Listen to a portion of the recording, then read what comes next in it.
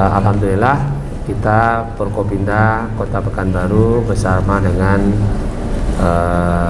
pemerintah, jajaran pemerintah dan juga Kemenang Kota Pekanbaru dan juga tim Satgas Covid Kota Pekanbaru berdiskusi tentang penyelenggaraan pendidikan tatap muka yang telah kita rencanakan akan diadakan di awal Februari. Maka pada kesempatan ini kami menyampaikan apa yang menjadi kesimpulan di dalam pertemuan ini. Pertama, mengacu kepada kondisi penyebaran COVID di Kota Pekanbaru, alhamdulillah dari pemetaan tadi dari 15 kecamatan atau tadi lebih tegas digunakan 12 kecamatan lama, itu 2 kecamatan masih dalam warna orange, artinya dengan tingkat bahaya sedang, dan tidak ada lagi zona merah dengan tingkat bahaya yang tinggi. Kemudian 12 itu sudah berada di zona kuning dengan tingkat bahaya ringan, namun belum ada kecamatan kita yang masuk ke zona hijau yang dengan aman. Berpedoman kepada regulasi, terutama kesepakatan atau peraturan bersama, ya, 4 menteri ya, nomor 20 November tahun 2020 tentang pedoman penyelenggaraan pendidikan tatap muka. Kemudian juga diikuti lagi dengan perubahan tentang pembinaan dan juga pengawasan penyelenggaraan pendidikan di bawah Kementerian Agama, khususnya baik sekolah negeri maupun juga sekolah-sekolah agama yang diselenggarakan oleh masyarakat, apakah dalam bentuk yayasan ataupun juga pendidikan dalam keluarga.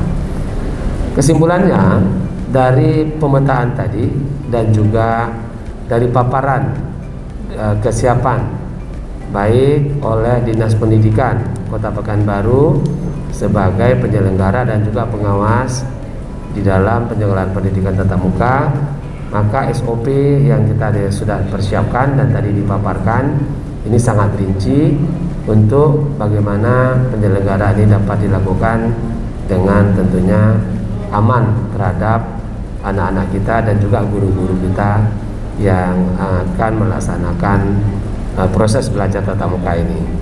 Kemudian juga Kemenang, tadi Pak Kemenang juga telah menyampaikan bahwa kesiapan di dalam pengawasan. Tadi Pak Kemenang menyampaikan bahwa untuk izin bagi lembaga pendidikan di bawah pembinaan Kementerian Agama itu diberikan oleh Bapak Kakanwil Agama. Untuk di Riau tentunya Bapak Kakanwil Agama Provinsi Riau.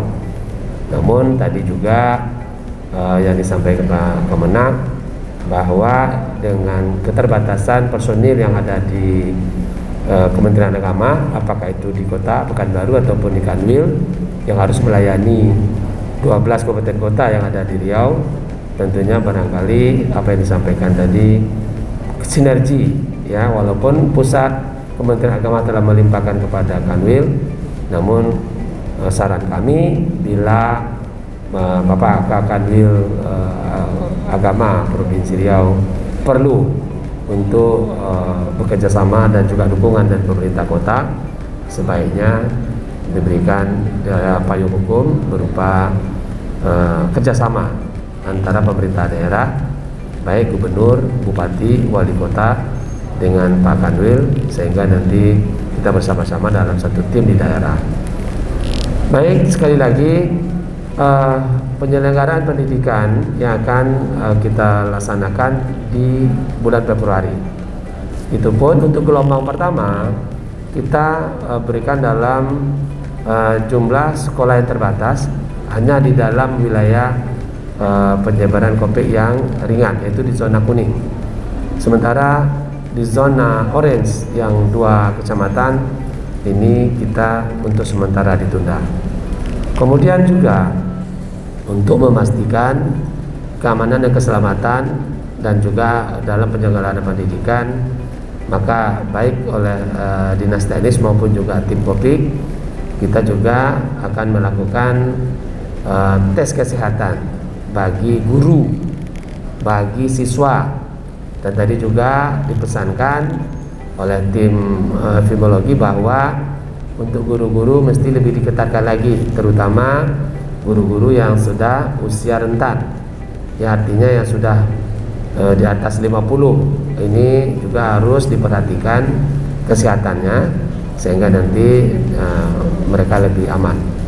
Kemudian sekali lagi yang kita prioritas untuk gelombang pertama adalah anak-anak di tingkat akhir, yaitu kelas 6 SD, kelas 3 SMP atau kelas 9, maupun juga kelas 3 SMA SMK, ya, aman dan sederajatnya, sehingga anak-anak yang akan menghadapi ujian akhir di tahun ini kan tinggal beberapa bulan lagi untuk menghadapi ujian akhir, dan tentunya mereka lebih membutuhkan untuk belajar tatap muka, memperkuat belajar daring yang sedang diselenggarakan sekarang.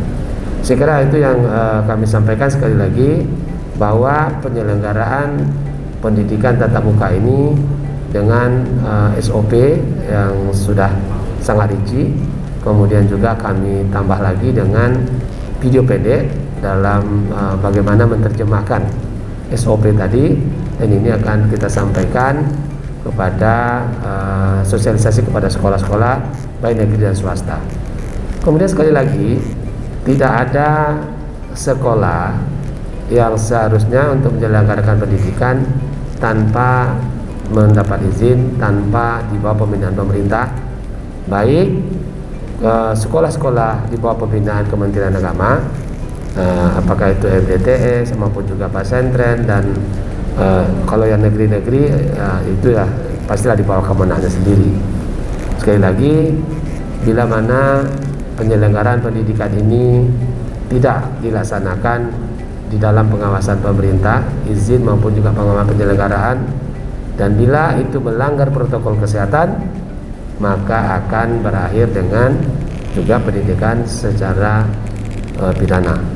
Tentu ini kita sangat hindarkan, ya, niat baik kita jangan nanti malah justru membuat jadi susah. Kenapa? Supremasi hukum tertinggi adalah melindungi dan menyelamatkan nyawa dan jiwa rakyat Indonesia. Pertama tadi, apakah nanti tanggal 1 Februari? Yang jelas adalah insya Allah dalam minggu pertama, 1 atau 2 nanti tergantung teknisnya dari kepala dinas. Kemudian katakanlah praktek di sekolah-sekolah beberapa waktu yang lalu adanya tatap muka terbatas misalkan. Ini kenapa tidak menjadi perhatian juga? Kira-kira pertanyaan begitu ya. Pertama, memang mereka tidak melakukan tatap muka dalam artian belajar, proses belajar mengajar, tetapi hanya semacam pertemuan. Maka prinsipnya kalau itu masih dalam kategori aman menyelenggaraannya dengan protokol kesehatan, ini tentunya juga dari pihak tim Satgas maupun juga pantauan dari Dinas Teknis, ini juga tentu bila itu di dalam kategori masih dikategorikan untuk bertemu dalam jumlah yang diizinkan, barangkali itu masih ditolerir. Tetapi bila mana dilakukan dikaitkan dengan penyelenggaraan pendidikan tatap muka, ini sekali lagi wajib mendapat izin, karena ini sudah ada regulasi dan petunjuk teknis yang dikeluarkan tadi oleh Menteri, itu tadi yang dengan peraturan bersama Menteri, kemudian juga khusus untuk Kementerian Agama yang membina sekolah-sekolah di bidang keagamaan, ini juga mengeluarkan regulasi sendiri. Maka oleh sebab itu tadi sekali lagi dipertegas, izin pondok pesantren, kemudian sekolah-sekolah negeri mulai dari MIN, MTSN maupun juga MAN itu ada di Kanwil Agama. Tapi di dalam perkembangan diskusi kita ada tadi, informasi yang disampaikan oleh Pak Kemenak, Pak Edward, bahwa teman-teman di Kemenak maupun di kota maupun juga di Kanwil ini terbatas personilnya dan tentu juga butuh bersama dalam satu tim. Maka tadi saya sarankan kalau memang kita diajak untuk bersama-sama memikul beban itu harus ada payung hukumnya. Maka melalui Pak Edward kita pesan kepada Pak Kanwil, karena yang izinnya kan Pak Kanwil mengelola kewenangannya, harus melakukan kerjasama dengan pemerintah daerah, baik gubernur maupun juga bupati dan wali kota. Agar apa? Agar kita juga membantu tugas Pak Kanwil di dalam amanah yang diberikan oleh Kementerian Agama dalam penyelenggaraan belajar tatap muka ini. Kita siap bersedia dalam satu tim, tetapi harus dengan sekali lagi regulasi dan juga dasar hukum yang kuat. Karena kewenangannya di yang pertama, di peraturan bersama menteri yang pertama, semua sekolah itu di bawah kepala daerah. Tetapi di dalam yang terakhir ada perubahan, di bawah Kementerian Agama itu oleh Kanwil Agama. Nah, terus di daerah ternyata ada kendala, maka kita juga kepala daerah tidak mau lepas tangan. Bila mana merasa perlu dukungan, kita siap juga untuk bersinergi bersama dalam menyelenggarakan pendidikan, baik dalam mengelola perizinan maupun juga di dalam pengawasan di dalam penyelenggaraan pendidikan itu sendiri. Nah, artinya izin yang dikeluarkan oleh Kanwil ini tentunya tidak hanya sekedar diberi izin saja, tetapi juga harus dievaluasi apakah lembaga pendidikan itu benar-benar akan mampu menyelenggarakan pendidikan dengan menerapkan protokol kesehatan. Sekali lagi, tujuan akhirnya adalah bagaimana kita mendapatkan generasi muda yang unggul. Di dalam Kopik ini mereka juga bisa tidak banyak terganggu seperti 9 bulan yang dalam kita Kopik ini, sehingga dengan inovasi dan kreativitas bagaimana kita bisa menggerakkan masyarakat kita menjadi masyarakat yang produktif namun aman Kopik. Nah, bagi pelajar bagaimana mereka bisa belajar dengan baik tetapi mereka juga aman dengan Kopik. Maka oleh sebab itu hanya bisa melindungi diri kita, maka kita bersama-sama mesti punya tekad untuk melindungi diri kita, keluarga kita, bangsa kita hanya dengan 2 cara. Pertama, apapun aktivitas kita harus kita menerapkan protokol kesehatan 4M. Pakai masker, cuci tangan pakai sabun air mengalir, jaga jarak, hindari kerumunan.